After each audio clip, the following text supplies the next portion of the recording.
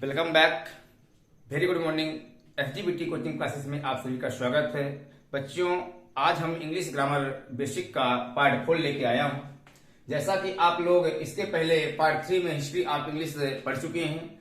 आप history of English में ये देखे हैं कि जो हमारी इंग्लिश है उसमें कई भाषाओं का मिक्सचर है। हमारे इंग्लिश लैंग्वेज में कई भाषाएं मिली हुई हैं, जैसे आप हिंदी, उर्दू, ग्रीक, संस्कृत, कई भाषाएं हमारे इंग्लिश लैंग्वेज में मिली हुई हैं। आज हम इस पार्ट 4 में ये जानेंगे कि यदि इंग्लिश के पार्ट ऑफ स्पीच की हम बात करें, क्या बात करें, यदि इंग्लिश के हम पार्ट ऑफ स्पीच की बात करें बच्चों, तो आप ये ध्यान रखें कि जो हमारी इंग्लिश है वो एक नाउन है। क्या है? हमारी जो इंग्लिश है वो एक नाउन है, अर्थात जिसे हम अंग्रेजी भाषा बोलते हैं, इंग्लिश लैंग्वेज बोलते हैं, इसे इंटरनेशनल लैंग्वेज कहते हैं। यदि इसके फैक्ट की बात की जाए बच्चों, तो आप ये ध्यान रखें कि इसे इंटरनेशनल लैंग्वेज कहते हैं। जो इनके फादर हैं, जो आपके इंग्लिश के फादर हैं, पितामह हैं, जनक हैं, वो कौन है आपके? यदि इनके हम फादर की बात की जाए तो जोफरी चौसर इस इंग्लिश के फादर हैं। इसका जो बेटा ओरिजिन है, जो इसका जन्म स्थान है वो ब्रिटेन है, अर्थात जिसे अब इंग्लैंड के नाम से जानते हैं। यदि हम इस इंग्लिश के डिफिनेशन की बात करें तो आप बोल सकते हैं कि English is a global language, यह एक ग्लोबल लैंग्वेज है। और आपको ये बता दें बच्चों कि किसी भी भाषा के नाम के पहले आर्टिकल द का प्रयोग नहीं किया जाता है, ठीक है। यदि हम और भी इनके पार्ट ऑफ स्पीच की बात करें तो आप ये भी ध्यान रखें बच्चों, तो जो हमारी जो इंग्लिश है वो नाउन है। क्या है? नाउन है। यहां भी नाउन है और यहां भी नाउन है, यहां भी नाउन ही है, और जिसका अर्थ होता है द इंग्लिश। क्या होता है? जिसका अर्थ होता है द इंग्लिश। द इंग्लिश कहने का अर्थ ये होता है कि the people who lives in England, जो हमारे इंग्लैंड के निवासी हैं, जो इंग्लैंड में निवास करते हैं, उन्हीं को हम द इंग्लिश बोलते हैं। किसी भी भाषा के नाम के पहले आर्टिकल द तो नहीं लगता है, लेकिन जब किसी भी भाषा में हम आर्टिकल द लगा देते हैं तो उस देश के निवासियों का बोध होता है। किसका बोध होता है बच्चों? उस देश के निवासियों का बोध हो जाता है। अर्थात इसको एग्जाम्पल में देखें तो the English have won the match, जो हमारे अंग्रेज है वो क्या बोला? अंग्रेज लोग इनाम जीत गए। अर्थात जब किसी भाषा के नाम के पहले हम द लगा देते हैं तो वो एक नाउन बन जाता है, और उस नाउन का अर्थ होता है कि उस देश के निवासी। ठीक है बच्चों। यदि हम इसके अब दूसरे पार्ट ऑफ स्पीच की बात करें तो दूसरा पार्ट ऑफ स्पीच इसमें क्या है? एडजेक्टिव। आपके इस इंग्लिश को एडजेक्टिव ही बोलते हैं, जिसका अर्थ होता है कनेक्ट विथ इंग्लैंड पीपल। जो इंग्लैंड के पीपल से इसका कनेक्ट है, जुड़ा हुआ है, उनके कल्चर से, उनके लैंग्वेज से और उनके वस्तुओं से। ये सब कुछ उनके जहां के वो निवासी हैं उनके लैंग्वेज और थिंग्स से ये सब चीजें जुड़ी हुई हैं। ठीक है बच्चों, अब इतना नोट करें फिर हम इसके आगे बढ़ें।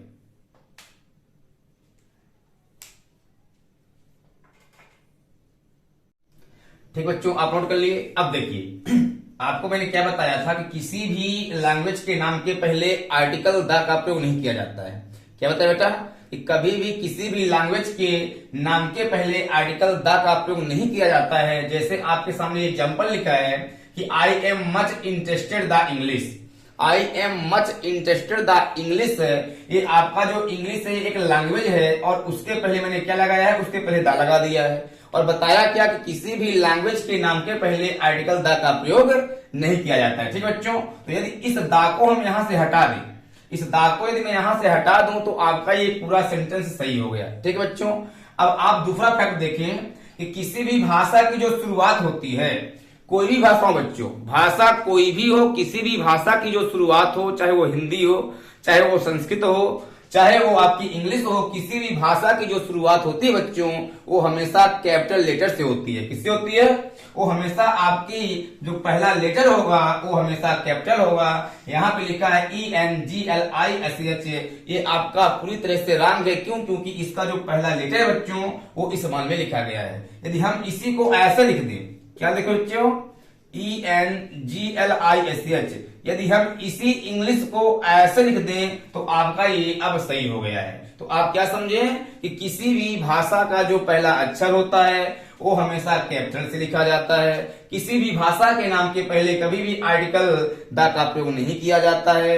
लेकिन जब किसी भी भाषा के नाम के पहले आर्टिकल द लगा दिया जाता है तो मैंने आपको क्या बताया है कि द लग जाने से उस देश के निवासी का बोध होता है, उस देश के निवासी का बोध होता है। आपको यहां लिखा है कि the English have won the prize, जो आपके अंग्रेज लोग हैं वो इनाम जीत गए, ऐसा इसको बोल सकते हैं। ठीक है बच्चों, यदि हम इंग्लिश के एडजेक्टिव की बात करें तो आपको यहाँ पे एडजेक्टिव बताया गया है कि जो इंग्लिश एक लैंग्वेज है, इंग्लिश जो एक भाषा, वो आपका एडजेक्टिव भी है। जैसे आपको यदि हम एडजेक्टिव में बात करें तो आपको यहाँ पे हम एग्जांपल देंगे कि आई सा एन इंग्लिश मैन। क्या लिखेंगे बच्चों?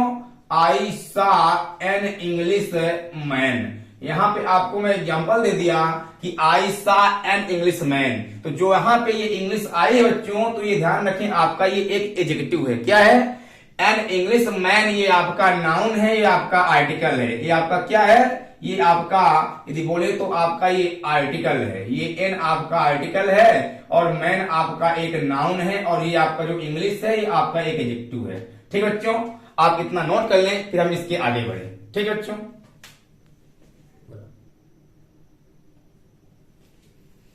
ठीक बच्चों, नोट हो गया। अब आप आगे देखें। देखिए, यदि हम इस इंग्लिश की बात करें तो आपके सामने ये 3 सेंटेंस लिखे हुए हैं। मैंने अंग्रेजों को अंग्रेजी पढ़ाया। क्या लिखा है? मैंने अंग्रेजों को अंग्रेजी पढ़ाया।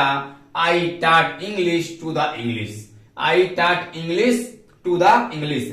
देखिए, जो यहां पे इंग्लिश लिखा है आपका ये भी नाउन है। इस इंग्लिश का अर्थ होता है अंग्रेजी भाषा।